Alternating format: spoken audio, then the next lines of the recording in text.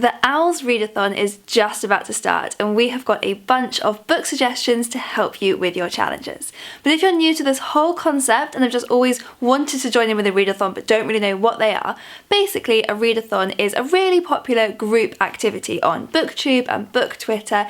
They can last for just a weekend, a week, even a month, and the idea is just to increase your reading in that time. Readathons generally have a particular theme, so for example, Thrillerathon, the idea is just to read as many thrillers as you can. The OWLs Readathon is part of the wider Magical Readathon series run by Book Roast. I will link to her channel below so she can explain it properly, but these are a series of Harry Potter inspired readathons. And the aim of the OWLs, which is running throughout the whole of April, is to complete your OWLs wizarding exams. And each subject has a different prompt, so you have to read a book that matches that prompt.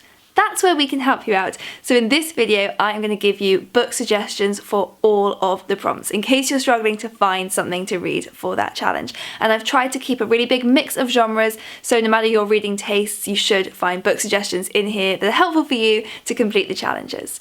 There are also a bunch of videos already out there with general readathon tips that give you advice for how to complete readathons. So Books and Lala and Little Book Owl created videos a while ago that have loads and loads of tips, so I will link to those below. And a bit more recently, we've had some really great videos from Rachel Marie's book journey and A Beautiful Chaos of Books. So I will also link to those. Go over there and check out the kind of general readathon hacks and tips. But now, let's get into the books. So I have put time codes below. So if there's a particular prompt you're looking for the book for, you can skip straight to that. So to pass your Ancient Runes OWL, you have to read a book with a heart on the cover or in the title. So I've got a few suggestions. So for quite a moving literary book, there is Jack and Bet by Sarah Butler. This one is about a married couple who've been married for about 70 years, and now they have a lot of difficult decisions to make because their son wants them to be moved into somewhere with full around-the-clock care, but they think they can manage perfectly well on their own. But as well as this, Bet also has been hiding a secret from everyone, including Jack, for years. And for another tearjerker, there's The Heart's Invisible Furies by John Boyne. So this is set in Ireland and follows a gay man throughout his life trying to find his place in the world. Or for something pretty different, you could read Alex and Eliza. So this one is a young adult Hamilton-inspired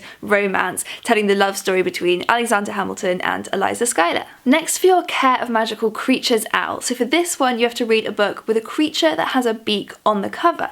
So my first suggestion for this is From the Wreck by Jane Rawson. This one has an octopus on the cover, but did you know octopuses have beaks? I only recently found this out, but this one definitely counts for that challenge. So this is a speculative sci-fi historical fiction book inspired by a real shipwreck. Or you could read Gingerbread by Helen Oyeyemi, which has a bird on the cover. So this is a very surreal fairy tale. It's a loose Hansel and Gretel retelling, and it is very weird and wonderful. Or there's The Bear and the Nightingale by Catherine Arden. This is another fairy tale retelling, but this one is historical fantasy set in a cold Russian winter.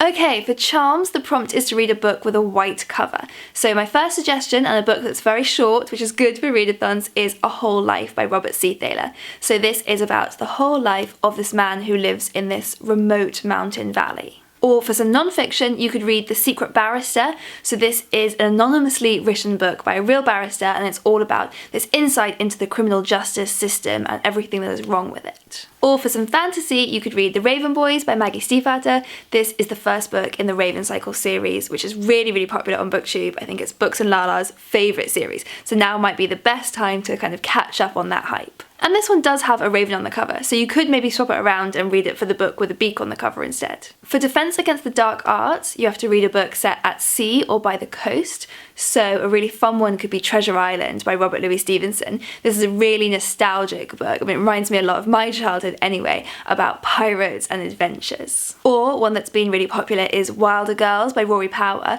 So this is a queer YA body horror story, but it's set on this island, so they're surrounded by the sea. Or if you wanted to read a classic, you could read The Old Man and the Sea by Ernest Hemingway. So that's another short book, so this might be the perfect time to read that one. For Herbology, the prompt is to read a book where the title starts with an M. So you could maybe read The Mobster's Lament by Ray Celestine.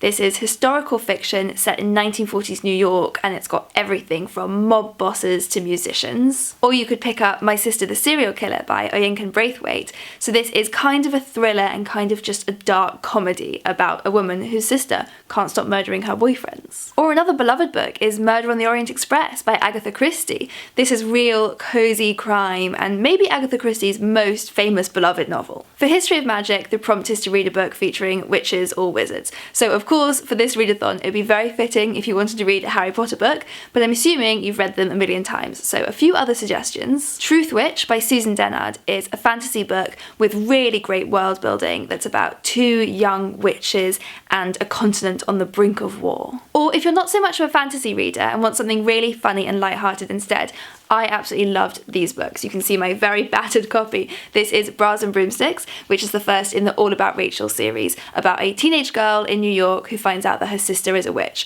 So like serious Sabrina and the Teenage Witch vibes. Or another great one is The Familiars by Stacey Halls. So this is historical fiction inspired by the real witch trials, and it's about a young midwife who is accused of witchcraft and the young woman who has to help fight for justice on her behalf. For your Muggle Studies OWL, you just have to read a contemporary book. So there are so many options here, but you might read Field Notes on Love by Jennifer E. Smith.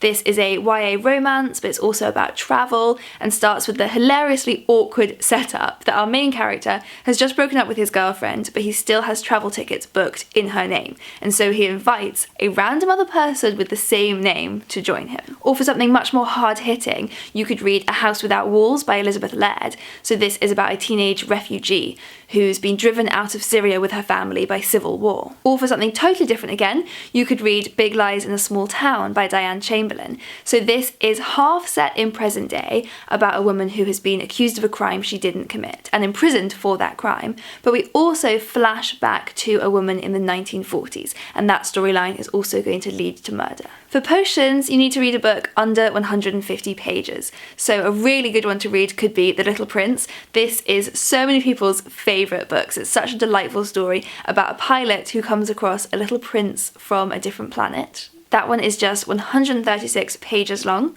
and then at 144 pages you could read The End We Start From by Megan Hunter. So this is a dystopian about a world in which a mysterious environmental crisis has caused London to be totally submerged under floodwater. Or for a bit of a tearjerker, again at 144 pages, you could read The Body Artist by Don DeLillo, which is the story of a young performance artist grieving after the suicide of her much older husband. For your Transfiguration OWL, you need to read a book that involves shapeshifting. So, Paul Takes the Form of a Mortal Girl by Andrea Lawler is a really unique queer story about a main character who can change their body at will, so lives these various different lives and different genders. Or for a classic including shapeshifting, you could read Dracula by Bram Stoker. So Dracula can change his body into a bat or even into the mist. And I thought I'd finish up with another really popular booktube series, which is the Infernal Devices series, starting with Clockwork Angel. So this is about a young, orphaned teenage girl who discovers she's a shapeshifter.